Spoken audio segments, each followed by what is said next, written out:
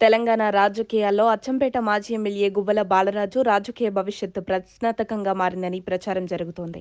ఆయన గత 10 ఏళ్ల కేసీఆర్ పాలనలో ప్రతిపక్ష పార్టీపై రంకెలేస్తూ నోరు పారేసుకునేవాడు. కల్వకుంట్ల కుటుంబంపై ఈగా దోమ వాలనీయకుండా చూసుకునే వారిలో గువ్వల ఒకరని చెప్తుంటారు. అలాంటి నేతకు ఇప్పుడు ముందు నొయ్యి వెనుక గొయ్యి అనే పరిస్థితి వచ్చింది.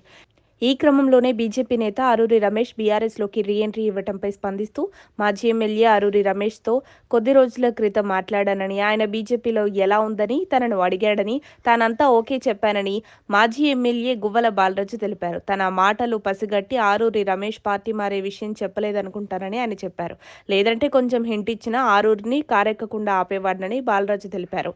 నాంపల్లి బీజేపీ రాష్ట్ర కార్యాలయంలో మంగళవారం నిర్వహించిన మీడియా సమావేశంలో ఆయన మాట్లాడారు. ఈ సందర్భంలోనే గత కొంతకాలంగా గువ్వల పార్టీ మార్పు వార్తలు షికార్లు చేస్తున్నాయి.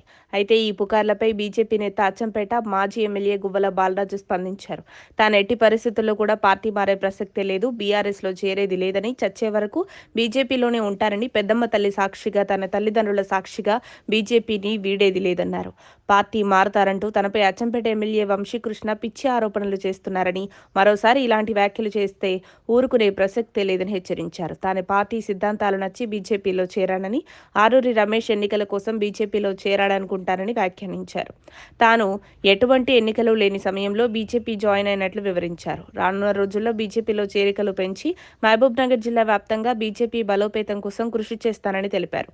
రాబోయే ఎన్నికల్లో రాష్ట్రంలో బీజేపీనే అధికారంలోకి వస్తుంది. ఇందులో ఎవరికీ అనుమానం అవసరం లేదు. ఇప్పుడు పరిస్థితులను బట్టి చూస్తే బీఆర్ఎస్ తిరిగి పుంజుకునే అవకాశాలు లేవు. అధికార కాంగ్రెస్పై కూడా తీవ్ర వ్యతిరేకత మొదలైంది. ప్రత్యామ్నాయం బీజేపీనే అని రాష్ట్ర ప్రజలు భావిస్తున్నారు. రాష్ట్రంలో ఎప్పుడు ఎన్నికలు వస్తే అప్పుడు బీజేపీ జెండా ఎగరేయడం ఖాయం. ప్రజలంతా బీజేపీ వైపే ఉన్నారని గువ్వల బాలరాజు హాట్ కామెంట్స్ చేశారు. ఇదిలా ఉండగా జనజీవన స్రవంతిలోకి రావాలని నక్సల్స్కు కేంద్ర ప్రభుత్వం పిలుపునిచ్చిందని, కీలక మావోయిస్టులు లొంగిపోతున్నారన్నారు. 20 లక్షల రివార్డు, 8 లక్షల రివార్డులు ఉన్న నక్సలైట్లు లొంగిపోకుండా అచ్చంపేటలో తిరుగుతున్నారని, దీనికి కారణం అచ్చంపేట ఎమ్మెల్యే వంశీకృష్ణ, రాష్ట్ర ప్రభుత్వం అండతోనే నల్లమల్ల నక్సలైట్లు లొంగకుండా ఉన్నారని పేర్కొన్నారు. వారి వల్ల తమకు ప్రమాదం పొంచి ఉందన్నారు. నక్సల్స్కు షెల్టర్లు ఇస్తున్న వారిపై దృష్టి పెట్టాలని బాలరాజు కోరారు. ఎమ్మెల్యే వంశీకృష్ణ అనుచరులు దాడులకు పాల్పడుతున్నారని ఆరోపించారు.